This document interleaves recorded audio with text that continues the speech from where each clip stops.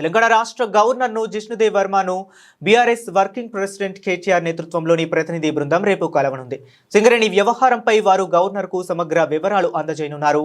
సింగరేణిలో భారీ కుంభకోణం జరిగిందని, ఇందులో ముఖ్యమంత్రి రేవంత్ రెడ్డి, ఉప ముఖ్యమంత్రి మల్లు భట్టి విక్రమార్క, ఇతర మంత్రుల పాత్ర ఉందని ఆరోపిస్తూ వారు సాక్ష్యాధారాలతో కూడిన నివేదికను గవర్నర్కు సమర్పించనున్నారు.